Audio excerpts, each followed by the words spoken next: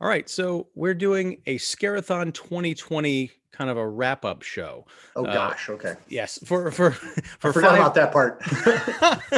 Well, for 5 weeks, we did a series of Friday Night Frights live streams in benefit of Boxville, Chicago.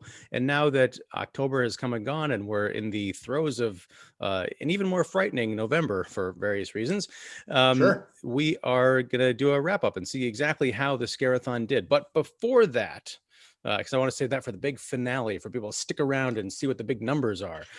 We Great. are going to talk about a movie, as we've done for the other shows and as we've done for a number of years during spooky season, scary season. We're talking about the Brides of Dracula. Yes, we're revisiting Hammerland, which was, I want to call it, yes, I want to call it a series, but I think we only got like two in before we just kind of went off into Academia Giallo and uh, I blame you and I blame Brian Martinez because I would have been happy staying in Hammerland.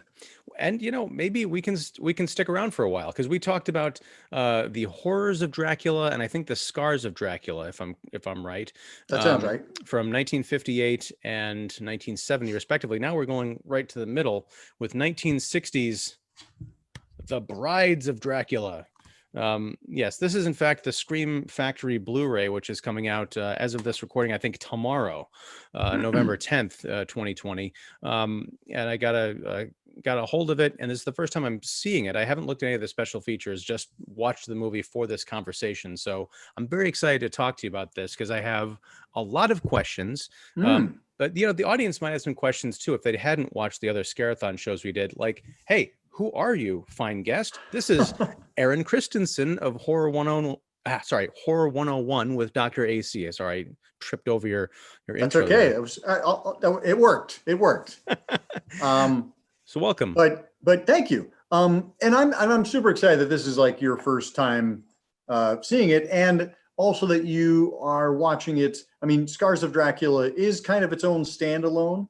Um, if you've watched the Hammer Dracula series in sequence, as I have a number of times, um, Scars of Dracula is kind of this weird anomaly. It just kind of like exists in a world unto itself. It doesn't follow the because you have Dracula is risen from the grave, which follows Dracula, Prince of Darkness, and leads right into Taste the Blood of Dracula. And Dracula, Prince of Darkness follows hard upon the events of Horror of Dracula. So it's like you have five of them there that just kind of like follow in a nice sequence, and then there's Scars of Dracula. So the fact that you've seen Scars of Dracula out of context is actually fine. So where does Brides fit into this? Is this So in continuity? Brides is actually kind of it's more, as you've seen, it's more Van Helsing's story. Mm-hmm. There are disciples of Dracula, as it were, but we don't actually deal with Dracula per se. And the brides of Dracula are not really technically brides of Dracula; they're brides of Meinster. But Christopher Lee, after doing Dracula in 1958, rightly so, was reluctant to do another Dracula film because he saw how it had typecast Bela Lugosi. Mm. And so he was very resistant to it. And as it turned out, like it did end up typecasting him because he went back and did, 6 others. and he became labeled as, Dracula. And it took him a long time to shake that. I would say Lord of the Rings and the Star Wars prequels were really what kind of lifted that off of him for a new generation. But for many, many years, he was Dracula. He was people's Dracula. They had grown up with him. So it was him and Bela. But anyway, so he was reluctant to return. And so therefore, Hammer said, well, what can we do? What's a story that we can tell that isn't Dracula, but still has vampires? And, we've got Peter Cushing handy. So we've got Van Helsing. And that's from whence Brides of Dracula sprung. It was like, we need to do another vampire movie. Chris isn't going to help us out. What can we do? So I guess it honestly, and maybe it's just because of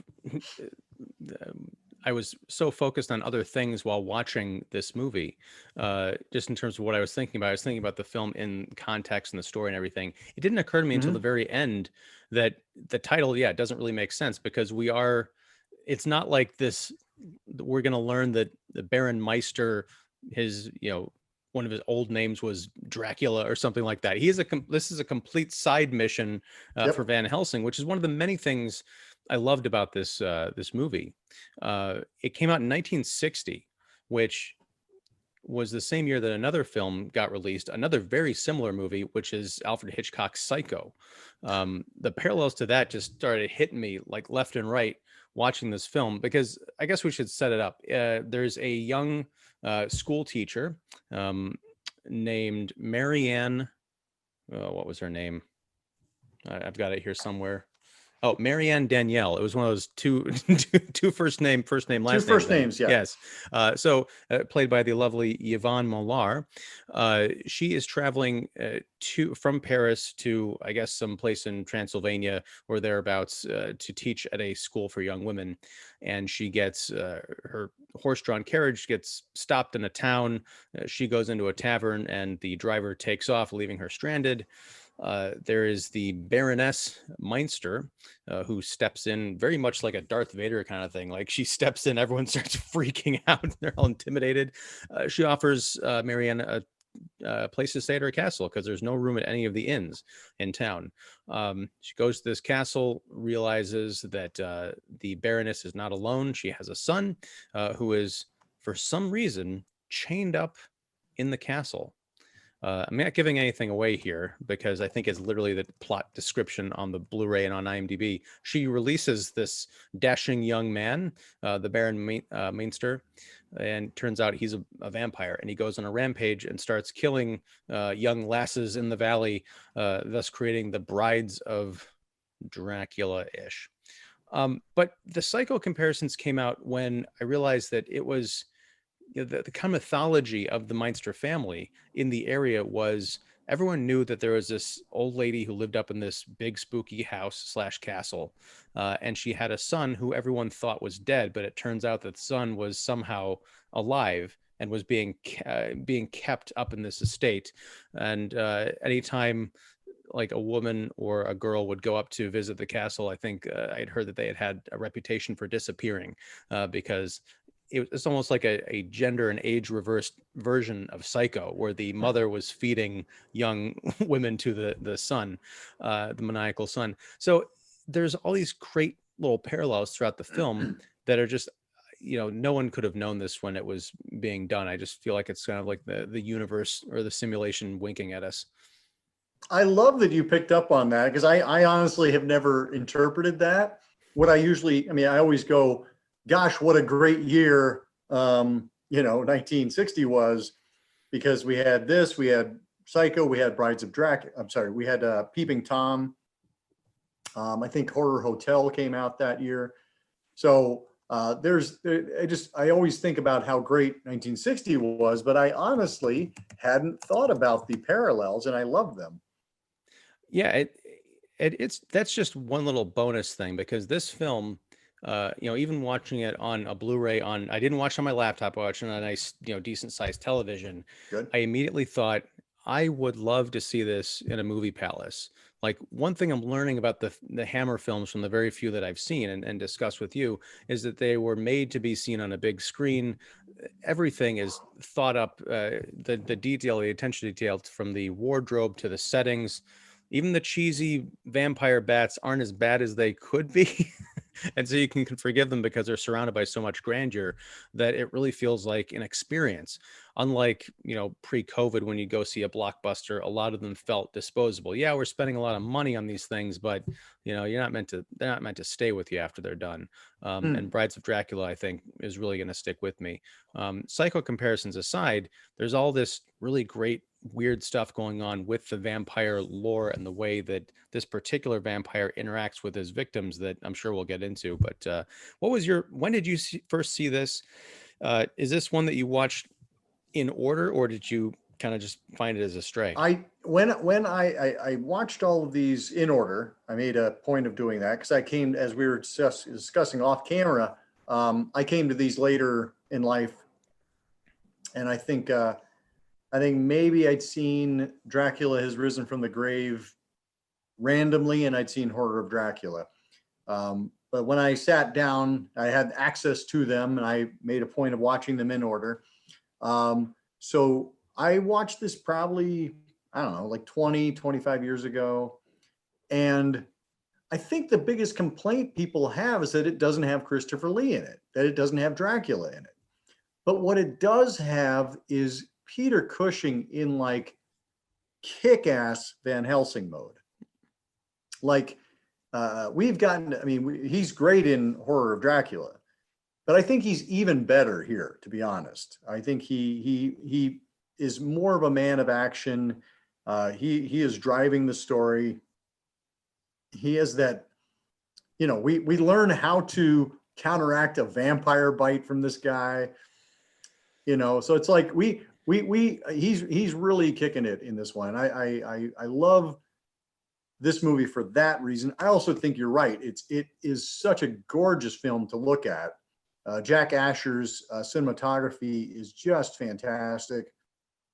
Bernard Robinson, our set designer, is in prime form, and it also, you know, like this is during Hammer's salad days.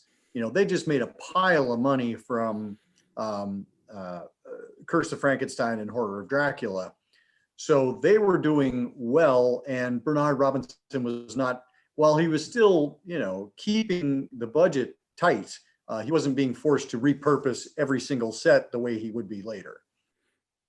Yeah, I mean, there's definitely a richness to this that I'd love to go back and watch these all in order at some point, because we have been kind of jumping around, Mhm. basically based on the like the new releases that keep coming out. Like, hey, here's this Right. one. But so it would be cool to kind of chart the evolution of the production values through these things, if nothing else. But you bring up a great point about Peter Cushing.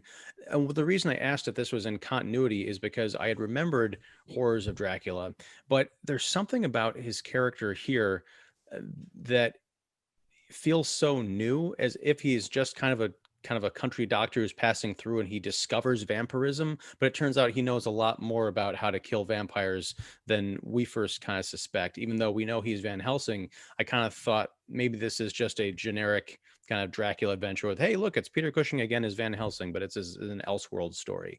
But Yeah. no, that's not the case. Now, I do have a question. This is one of the, I guess, questions slash nitpicks I have that came in the last like 5 minutes of the movie, really. Yep.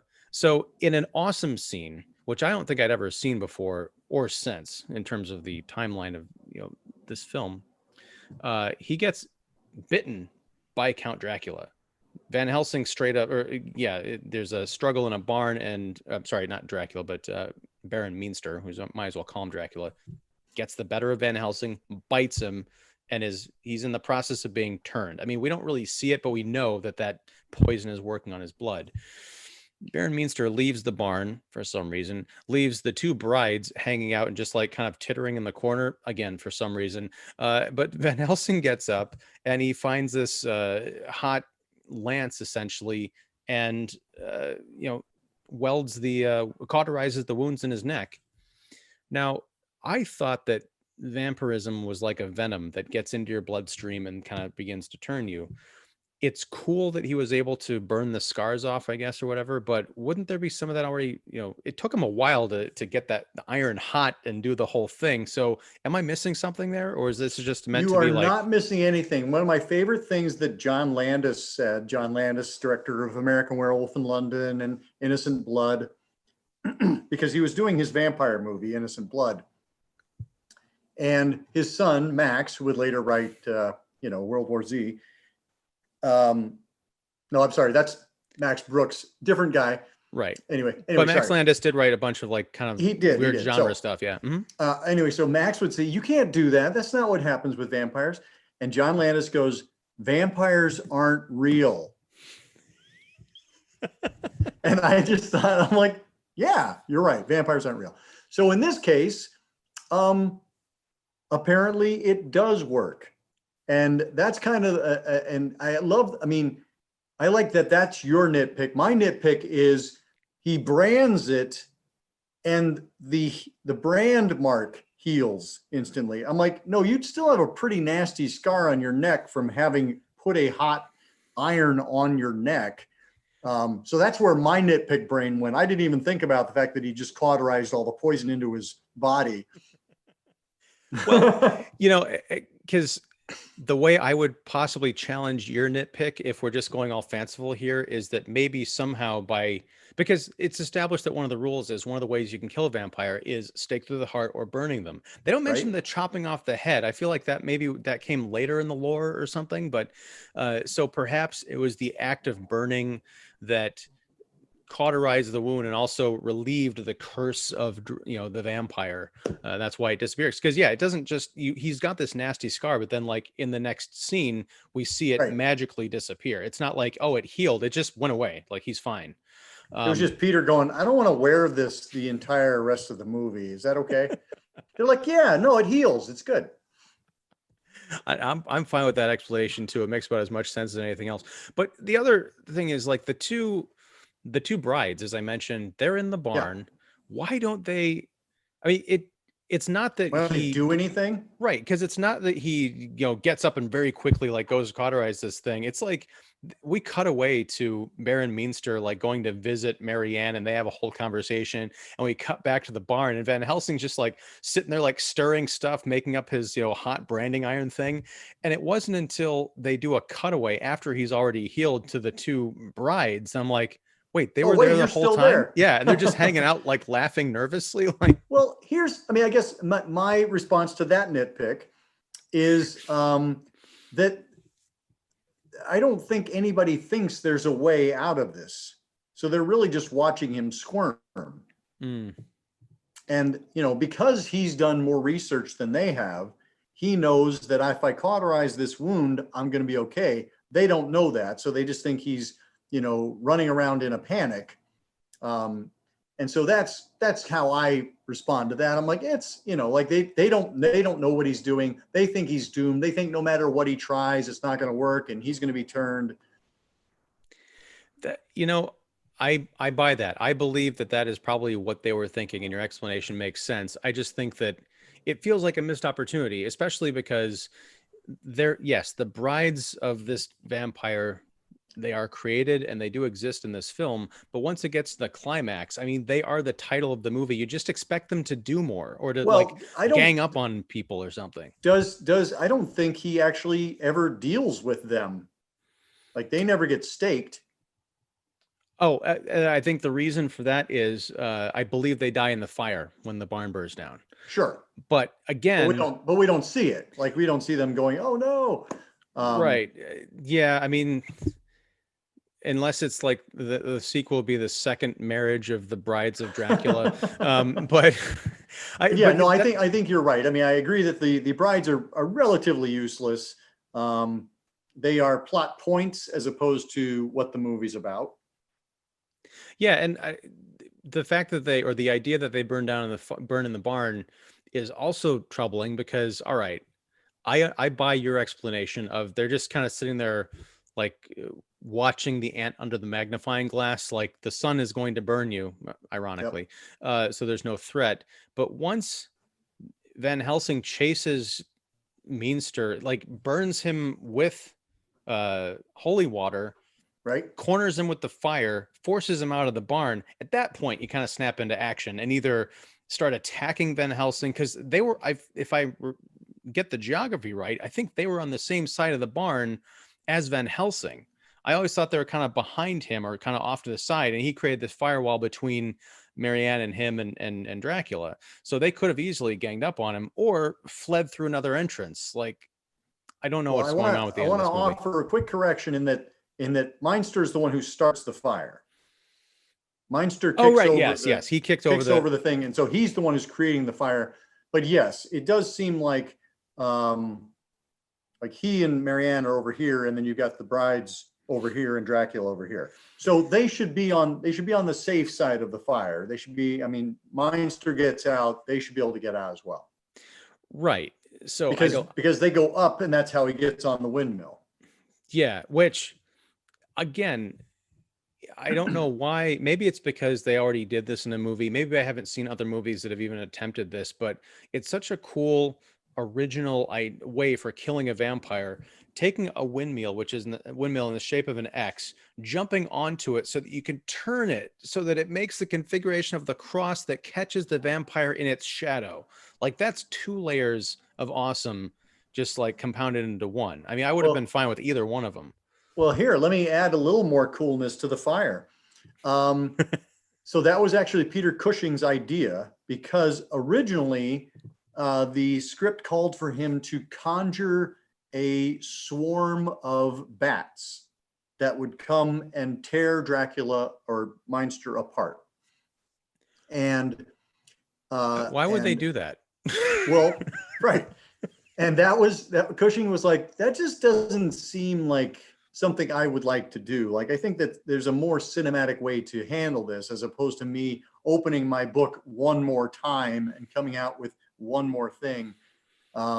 He's like, I'm not a crucifix salesman here.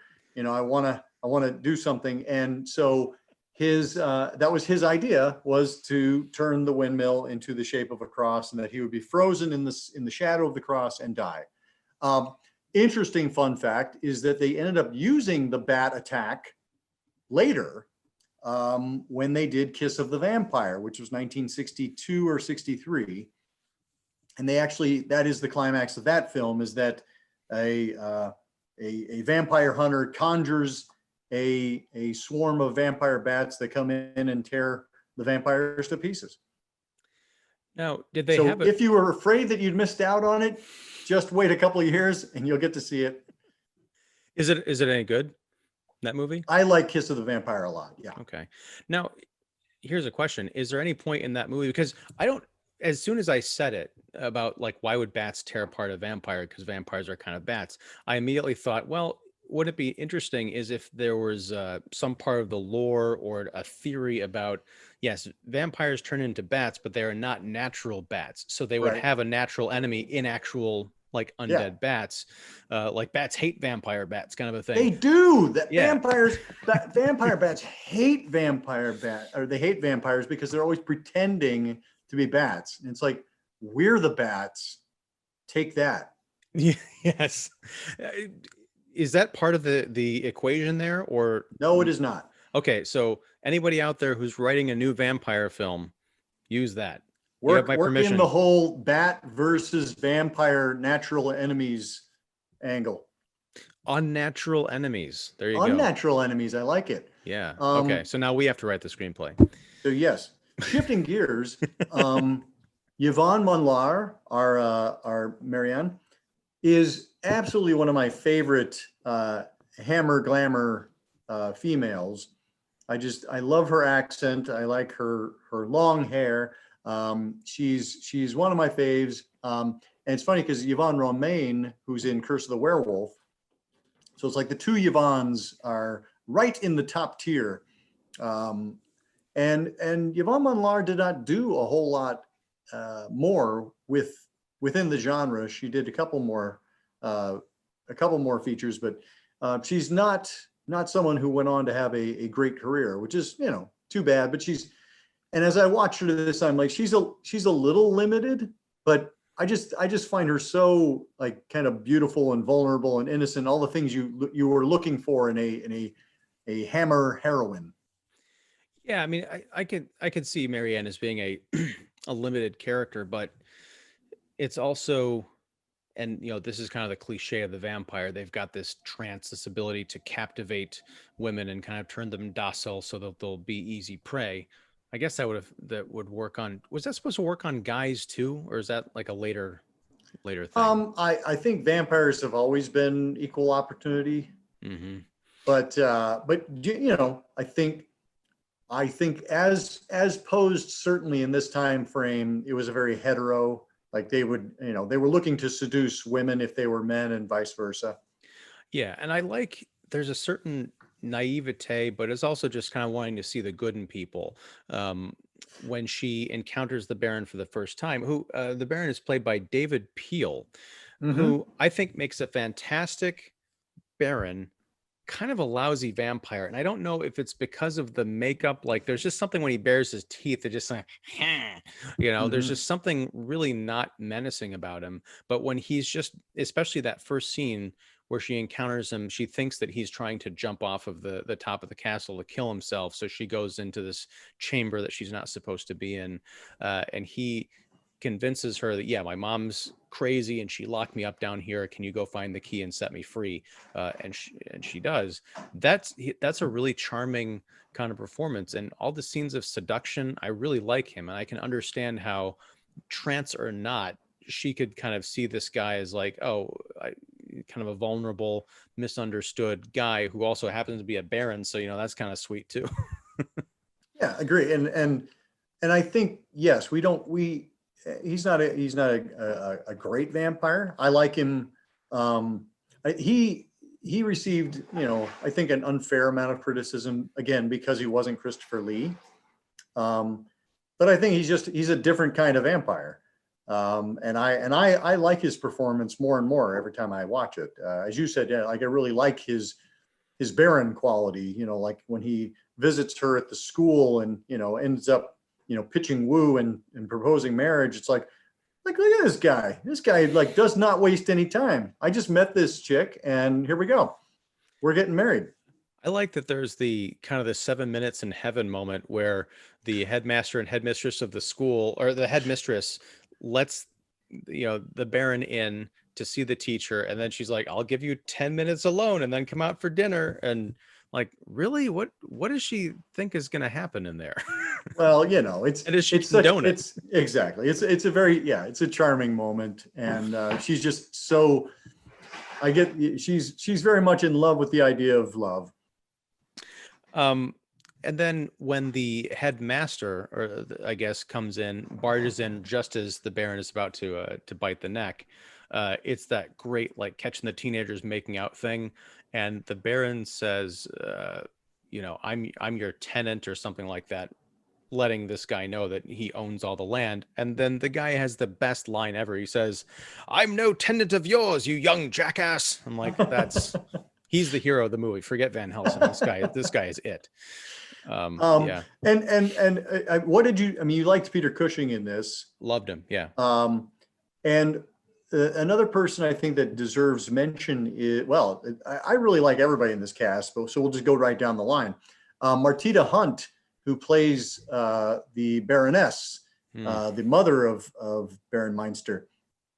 She is lovely, and I had first run across her in David Lean's production of Great Expectation. She plays Mrs. Havisham, and this is it's certainly a variation on that kind of spinster, tucked away, mysterious, haunting, misunderstood, amazing backstory. Like I really love how much of Mrs. Havisham is in Baroness Meinster.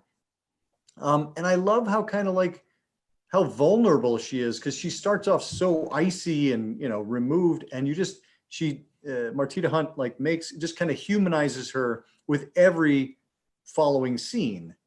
Like when Marianne steals the key to let the Baron loose, like when she comes in, she's like, you do not know what you've done.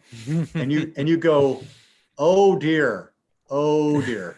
Like, and I really, I love her performance. The other person I love is Frida Jackson, who plays the servant, the cackling servant, who just is like clearly, over the rainbow, cuckoo for Cocoa Puffs, in the thrall of this vampire. Well, a couple of things. The theme of this movie is nobody is who they appear to be, except maybe Van Helsing. And even he, like I mentioned before, kind of comes into town and people are like, oh, he's just a doctor, but he's kind of hiding his like X-Man factor. No, I think that's a great point. But with the Baroness, and I think, yeah, Martita Hunt, that's her name. I liked the vulnerability that you mentioned, but the scene where she is coming down the stairs and she realizes that her son is now free, and he calls her. I don't even know if he uses the vampire stare on her or if she just realizes that all of these years that he's been locked up and now he's free and she is in big trouble. Yeah. And she comes down the stairs and she passes Marianne, and Marianne's like, what, you guys work this stuff out, this is it's a mother-son thing, they're gonna have a fight or whatever, but the mom knows that she's marching to certain doom. Yeah. It's a beautiful nuanced performance. And then the servant, was it Greta, is that, or is it Frida Jackson, is that right? I believe, hang on one second, but yes, Okay. I've known her as Frida Jackson for so long. Okay. Yes, Greta is right. Okay, so she's introduced just as the servant in the house, and you don't really think much of her. But when the scene after the one we had just described, Marianne goes to find either the baron or the baroness, like, hey, these people went off a while ago, where did they go? She hears Greta, what we think is sobbing, like wailing uncontrollably. And I think Hmm. she might have been, she has this great character turn where she kind of spills like everything, spells everything out, like you've unleashed this thing onto the world and yada yada yada. But then later, yeah, she has this great sort of a turn where she is under the spell of Baron Meanster, and you wonder, when did that happen? Did he seduce her after he got free? Has she always been sort of, I don't know if this would make any sense, but kind of been on his side even through the time that he's been captive? Is she like his Renfield? What's the deal there? But it's Well, a I mean, great, yeah, complicated character.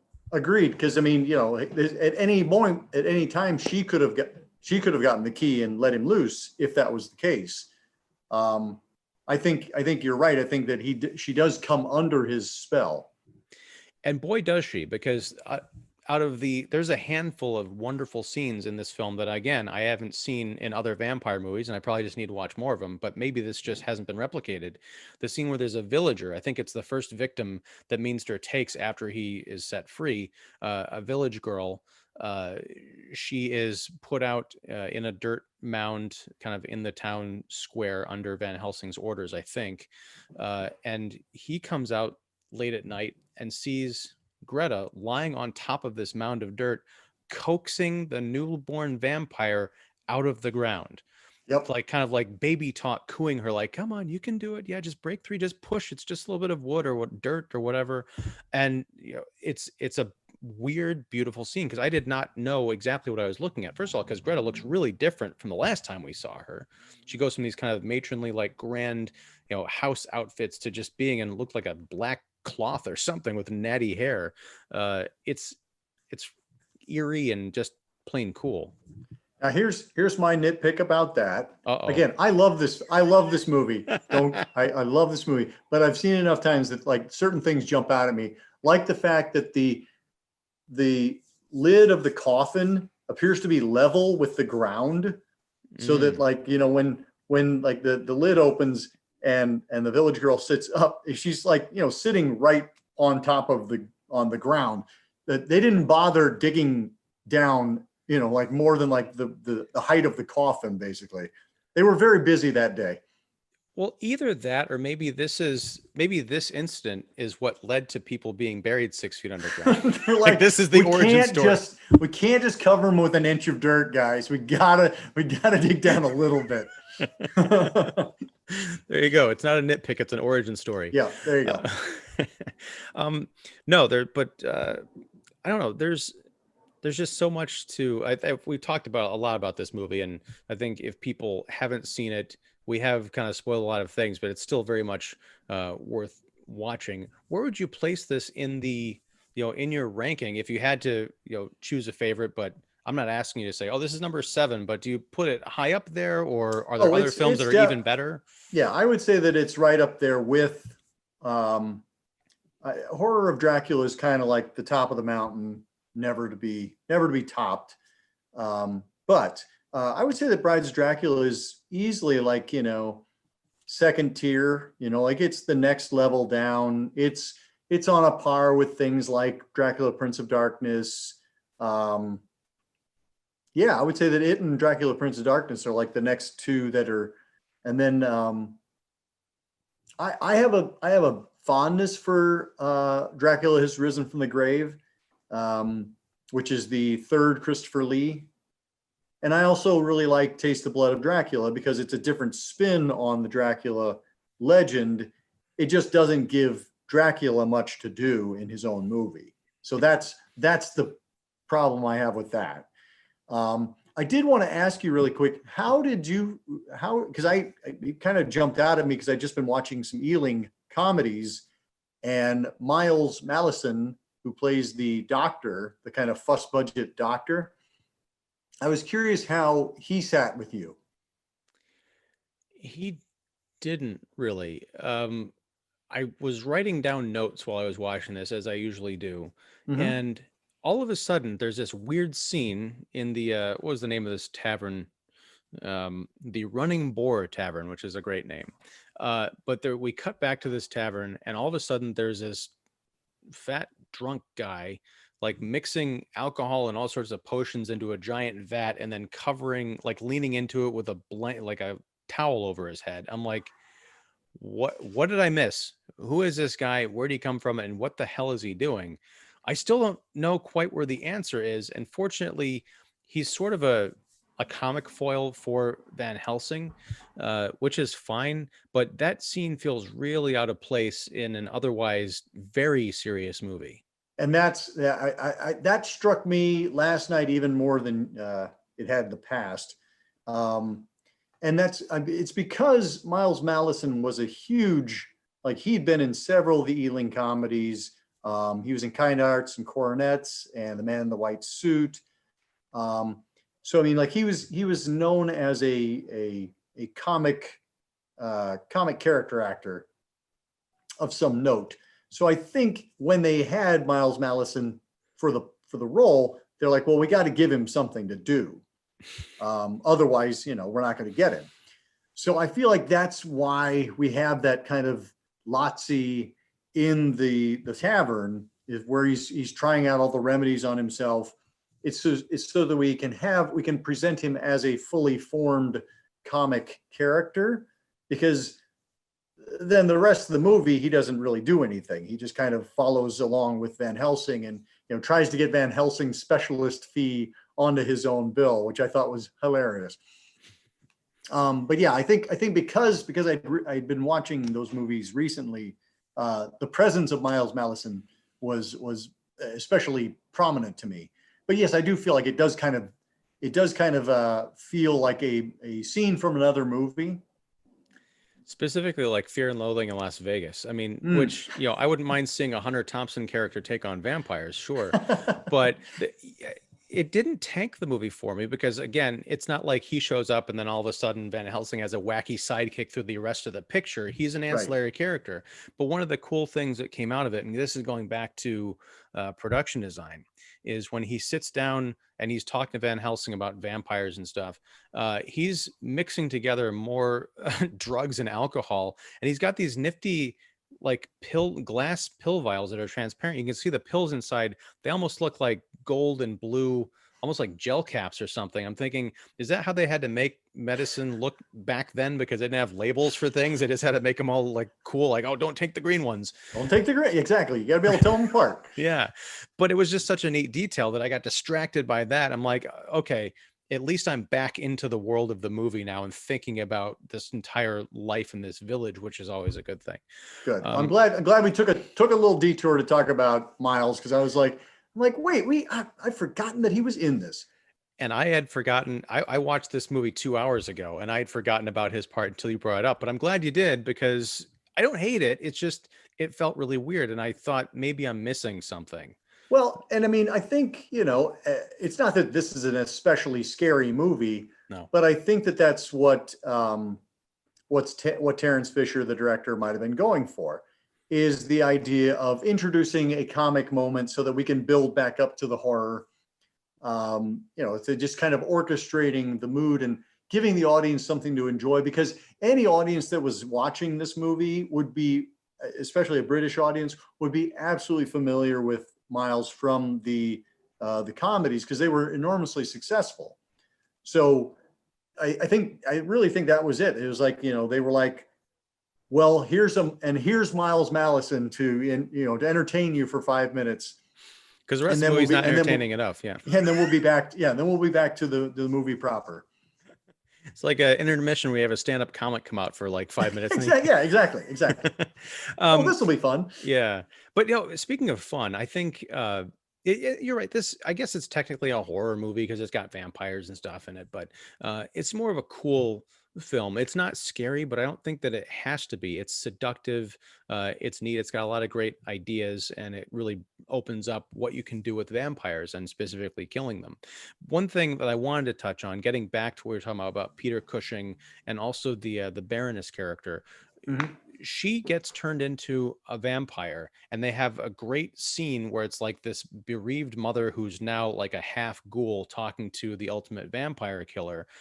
And I want to get your beat on this. Why didn't she attack and kill Van Helsing? Because she's very clear, she's got the fangs and everything. She seems like in a very weakened state, so maybe she didn't think she had enough to attack him, but she essentially falls asleep and he just stakes her Right. one morning in a mercy killing, which was a lovely moment, and not one that's like there's blood spraying everywhere. It's like, I'm just going to go do this thing. It's not cool. It's not dramatic. It's really sad.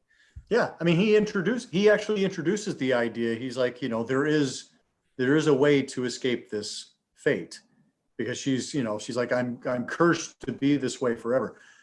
There's a great note, and it's not an original thought. I read this somewhere, but like, I love when she and Van Helsing first see each other. She raises her handkerchief to hide her fangs. Mm-hmm. Like, she is embarrassed to be a vampire, which is something we've never seen before. I've never seen a movie where the vampire is really ashamed. Like, and I wish this was not me right now, and I'm embarrassed to be seen in this state. And so I think that is why it's like she does not embrace being a vampire. She's a more reluctant vampire than Louis from the Interview with the Vampire. Yeah, very much so. Like she really doesn't want to be a vampire, and I really like that idea. Like, it's something we haven't seen before. And this is relatively early on in the vampire cycle. So the fact that it's been 60 years and we have yet to see another vampire who's just like, I can't. I'm so embarrassed. I'm really sorry about this. And it does pose questions, not nitpicks, but just questions about vampirism. What's the pull? Does it affect different people differently? Because usually we see when they are reborn, there's this, not only the thirst, but this feeling of, now I'm powerful. Now I can do anything. I'm practically immortal as long as I stay away from fire and crosses and stuff. Oh, right. Plus, sidetrack. That was a baller move on Van Helsing's part. He was foiled in his attempt, but he finds Meinster's coffin and starts putting that giant gold crucifix in it. Like, I'm just going to leave this here for you to discover when you get back. Oh my God. It was so good. But yeah, so I guess I'm there. I can understand why she wouldn't attack him. It's just that I'm so used to other vampire movies where it's like, oh, there's a vampire, and especially there's Van Helsing. It's like, game on. But no, it's a really lovely scene. I think a great ending for that character, because you see the full range of humanity and I guess unhumanity in that performance and in the writing. Yeah, no, I agree. And every time I see it, I'm like, oh God, what a lovely moment that is, and what a great job Martita Hunt does kind of bringing that character to life. And I would be open to seeing more reluctant vampires. I think you're right. Like, it seems like that kind of comes with the territory now, where it's like you get bitten and instantly you're like, I love being a vampire. And it's like, no, what if you didn't though? What if you're like, I kind of hate this and now I don't get to see my friends anymore? Well, we were talking about comedic performances in vampire movies. I'm reminded of Jim Carrey in Once Bitten. That was a reluctant vampire movie. He was like a 27-year-old high school kid, right? Right. With Lauren Hutton. Oh my God. No, but this touched on something when you were describing. We were talking about that lovely character arc. I think one of the things that maybe kept me away from Hammer films is they, first of all, they were from the 50s through the 70s, I always thought of them as being kind of cheesy and gaudy with these weird titles. Like, you would not expect this level of nuance and ideas and great storytelling in a movie called Brides of Dracula. It sounds like the 17th knockoff of the Universal horror movies. But if you really give these things a chance, there's so much to discover. And I'm kind of glad that I'm only, I think, 3 or 4 movies in. I've got so much left to go. Yeah, no, and that's not to say that they don't get cheesy and that there aren't moments of like, oh dear. But I think when they're really good, when Hammer hits on all cylinders, it's pretty great. Yeah. Well, let's thank you for sojourning here in Hammerland with me. Let's step out and go back to the land of the Scarathon. I don't know if Great. that's a land, but it's a cause. I saw the number that you sent around the other day as far as the total, but I want you to share that with everybody. I don't know if it's gotten bigger, if that was the final total or what, but tell me, in the 2020 Scarathon, where you watched a whole bunch of horror movies during the month of October and collected money for Boxville Marketplace in Chicago, which you can still donate to at boxville.org. It's just not officially part of the Scarathon anymore, which is helping underserved communities with kind of entrepreneurship opportunities and things like that.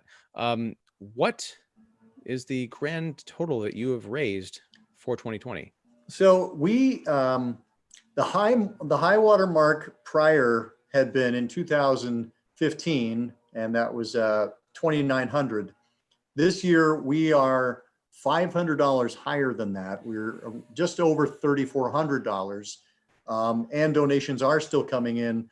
I'm really so thankful to everybody who has pledged and who's supported Scarathon over the years, including yourself, Ian. It's been a really great journey, and it's a way to kind of combine two of my loves, which are philanthropy and horror movies. But yes, you can still donate to, if you go to boxville.org. There is an area, a memo section where you can attribute it to the Scarathon. It will still be added into the totals. But yeah, it was an enormously successful year. I saw a lot of people rounding up from their original pledge amounts, and that was just really cool to see. So I think 2020, being kind of the tough year that it has been, I think a lot of people were looking for an opportunity to do something that felt positive. And so I'm really touched, and appreciate everybody's efforts in this regard, and looking forward to next year already. Yeah, me too. I also think it's kind of cool because it's almost counterintuitive in a year where we've had a pandemic and job losses and all sorts of crazy social and political uncertainty, that you would actually raise more money for a charity that people are, maybe some people just had that extra money to give and they didn't think anything of it. But I'm sure there had to be people out there who were like, I'm not doing that well, but I know there are other people who really aren't doing that well. I want to help because that's going to come around, just karmically, because we all need to help each other. So congratulations. It's a really beautiful thing that you've been doing for 10 years. I mean, this is a hell of a way to cap off the decade. So congratulations, man. And yeah, here's to next year. Thank you. I think you're right. I think people were looking for a way to put some good energy out into the world. And this was, I know that myself and Alexander at Boxville are enormously grateful. So thank you very much. Excellent. Well, thank you for revisiting Hammerland with me for Brides of Dracula. It's a great film. Looking forward to whatever we talk about next. We got to come up with something for December, I'm thinking. But yeah, I also want to give, since this is the kind of the wrap up show for Scarathon, I want to give a shout out to Brian Martinez of the Giallo Room, to John Kitley of Kitley's Crypt, and to Lee Shoquist of Chicagofilm.com, who was not able to join us, but was with us in spirit in a lot of ways. So next we're going to get him on the live streams, I'm sure. And to all of you who, again, to echo Aaron's sentiments, who gave and watched the live streams, joined in. It was a lot of fun. And yeah, it's something that we're passionate about me included. I mean, this was your baby, sir, but I'm happy to babysit every once in a while. So until next time, thanks for watching, listening. Please subscribe to the channel. Follow Aaron at Horror 101 with Dr. AC. Is it .blogspot.com? Did I get that right? If you Google Horror 101 with Dr. AC, you'll get there. Okay, awesome. Well, until next time, man, thank you so much. And yeah, take care. Take care.